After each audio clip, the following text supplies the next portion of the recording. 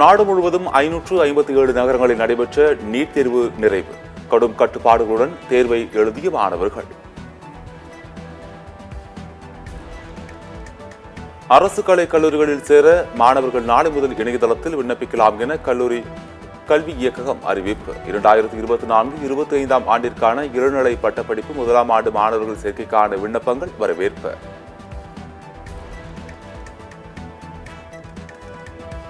பனிரெண்டாம் வகுப்பு பொதுத் தேர்வு முடிவுகள் நாளை காலை 9:30 மணிக்கு வெளியாகிறது. அரசு தேர்வுத்துறை அதிகாரப்பூர்வ அறிவிப்பு. நாளை தேர்வு முடிவுகளை அறிந்து கொள்ள 8 லட்சம் மாணவர்கள் ஆவல்.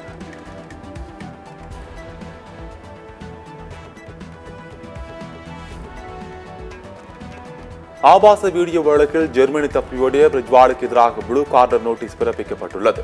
கர்நாடக அமைச்சர் பரமேஸ்வரா தகவல்.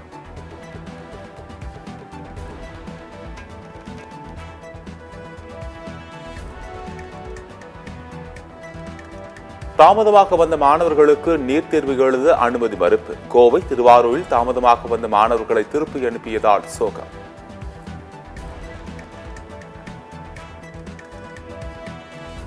கோவை பேளமேட்டில் தாமதமாக வந்த மாணவிக்கு நீட் தேர்வு மையத்திற்குள் செல்ல அனுமதி மறுப்பு. காவல் அதிகாரிகளுடன் பெற்றோர்கள் கடும் வாக்குவாதம்.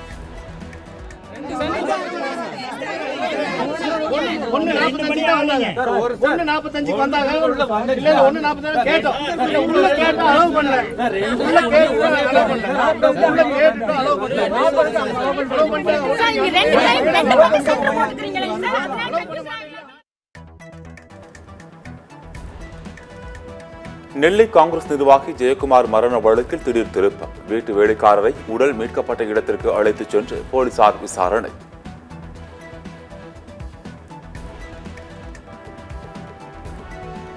அரசியலமைப்பு சட்டத்தை ஒழித்து விடுவோம் என்று பாஜகவினர் பகிரங்கமாகவே பேசுகின்றனர். ஏழைகள், SC/ST மக்கள் அனைவரும் ஒடுக்கப்பட்டே இருக்க வேண்டும் என்பதுதான் பாஜகவின் விருப்பம் என ராகுல் காந்தி குற்றச்சாட்டு.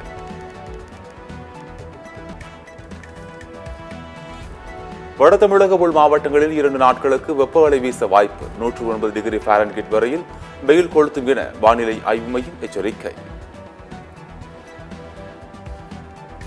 தமிழ்நாடு, புதுச்சேரியில் 7 நாட்களுக்கு லேசான மழைக்கு வாய்ப்பு. 7, 8 ஆகிய தேதிகளில் கனமழைக்கு வாய்ப்பு இருப்பதாக வானிலை ஆய்வு மையம் தகவல்.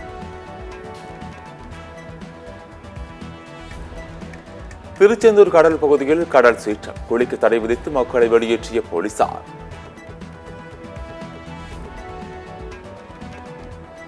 தமிழ்நாட்டின் கடலோர பகுதிகளில் ராட்சத நாளை மாலை வரை நீடிக்கும். இந்திய கடல்சார் ஆய்வு மையம் எச்சரிக்கை. சாத்தான்குளம் அருகே கொழுங்குவிளை கூட்டுறவு வங்கியில் 50 லட்சம் ரூபாய் கையாடல் செய்தது கண்டுபிடிப்பு. இம்மாதம் பணி ஓய்வு பெறவிருந்த வங்கி செயலாளர் சஸ்பெண்ட். சர்ச்சையாக பேசி வரும் பிரதமர் மோடியிடம் விளக்கம் கேட்க கூட தேர்தல் ஆணையம் அஞ்சுகிறது. தேர்தல் ஆணையத்தின் செயல்பாடுகள் அதிர்ச்சி அளிக்கக்கூடியதாக இருக்கிறது என்று பிசிக தலைவர் தொல் திருமாவளவன் பேட்டி. ஈரோட்டில் இன்றும் கொளுத்திய வெயில். 110 டிகிரி ஃபாரன்ஹீட் வெயில் சுட்டரித்ததால் மக்கள் அவதி. போலந்து நாட்டில் முளைத்த காதல் தமிழ்நாட்டில் திருமணமாக மலர்ந்தது. தமிழ் கலாச்சார முறைப்படி போலந்து நாட்டு பெண்ணை திருமணம் செய்த கிருஷ்ணகிரி இளைஞர்.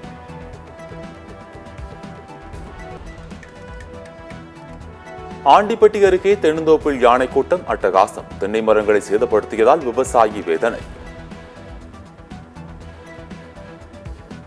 மல்யுத்த வீரர் பஜ்ரங் புனியா மீது சஸ்பெண்ட் நடவடிக்கை. ஊக்கமருந்து சோதனைக்கு ஒத்துழைக்காததால் தேசிய ஊக்கமருந்து தடுப்பு ஆணையம் நடவடிக்கை.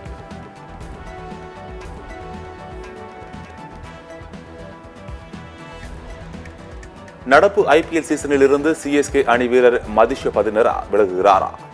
தொடையில் தசையில் ஏற்பட்ட காயத்திற்கு சிகிச்சை பெற இலங்கை செல்கிறார் மதிஷா பதிரனா.